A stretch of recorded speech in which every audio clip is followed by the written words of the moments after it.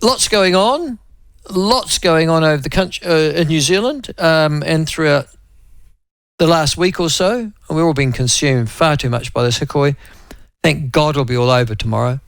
But joining us to talk about other things that might be happening as well is former ACT MP, former councillor, regional and city, businesswoman, lawyer, Hilary Calvert, and she joins us now. Hilary, welcome to the show. Good afternoon to you. Good afternoon, Michael. You'll be pleased this is all over too. I think it's dragged on too long. What do you think? Well, what disturbs me a wee bit is the number of people who've come out against something that I suspect most of them haven't even read, and in such a visceral fashion. Including Jenny Shepard. Yeah, I hadn't picked up on what she said, but what particularly got me going was the two principals associations or federations or something, I presume it's the primary and secondary ones, who seem to think that they are self-governing, that they're in charge of their own stuff, and how dare David Seymour suggest that they don't take the children at school on a political march. You know, that they're... And at the same time, they've got... I mean, I don't have a problem with kids making up a decision, particularly if they are secondary school children making a decision. But the moment that you, as a primary school, like Nainai Primary School, determine that your entire school is opposed to the Treaty Principles Bill and will be joining the Hkoi or and closing the school to do so, you've well and truly traversed a particular line, haven't you? Yeah, well, they've added in together, not only are they self-governing, so David Seymour could butt out, but as for their suggestion that schools would have conversations with their whānau and their whole, and iwi and everybody else about things like attendance, which could damage the relationship between them and said whānau and co. He should butt out of that too, apparently. It's for them to have their relationships with iwi, and if it doesn't involve talking about such evil things as the children turning up to school because you want to maintain the relationship, you know, where are they getting off? Are teachers all in agreement about that? And as for them being self-governing in general, that's just listen. Bullshit. Can I read out exactly what they said on this issue so that you think, oh gosh, because this is really quite important. This has been said by Leanne Otene, who I don't know if she's of Maori descent or not. She looks white, but that's all I know. She is the New Zealand Principals Federation president. Now, I think that is primary schools in this country. Yeah, it is. It's primary schools. And this is what she said. That David Seymour had seriously underestimated the importance of te tiriti to schools whānau and their communities. At the moment, it's still an expectation that schools honour and are partners in te tiriti. Ms. Otene said that schools and their boards were, to quote, that's just what Hilary said, self-governing and would independently determine whether a student's absence was justified or not.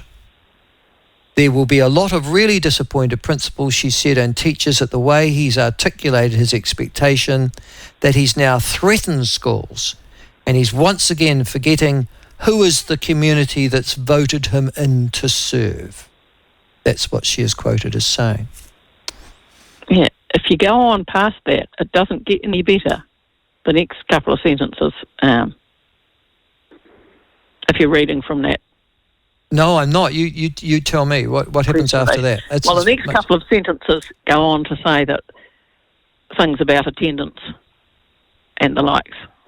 They go on to say, we have good relationships with our iwi and things and our treaty partners, and we are not going to put them at risk at talking to them about attendance in the way he wants us to either.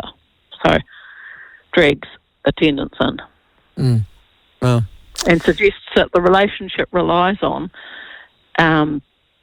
bullshit about the treaty, followed by not being prepared to talk about whether you want to send your kids to school or not, thereby damaging how schools think they dare to not give Maori kids decent educational outcomes by saying they shouldn't attend school or they don't have to like everyone else. That is a lot worse than some of the things that happened under so-called colonisation. Well, there you go, I'm afraid. I'm interested, though, in your view that this will be over tomorrow, yeah? So the Hkoi arrives, they wave their flags, they make their speeches, somebody gives an incendiary speech or two, and then everybody goes home. Is that right? Yeah. Is that how you understand it? No, because of the select committee. It'll just They'll keep it going. Yeah. Yeah.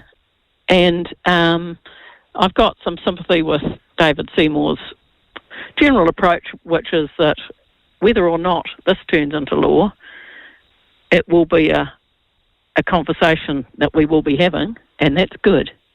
And we'll just need to keep having it until we figure out what this thing means. It's not like he's saying, let's get rid of the treaty.